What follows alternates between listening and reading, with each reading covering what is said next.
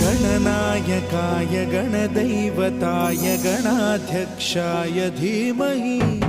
गुणशरीराय गुणमण्डिताय गुणेशानाय धीमहि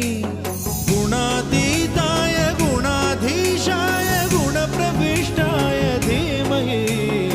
एकदन्ताय वक्रतुण्डाय गौरीतनयाय धीमहि गजेशानाय भालचन्द्राय श्रीगणेशाय धीमहि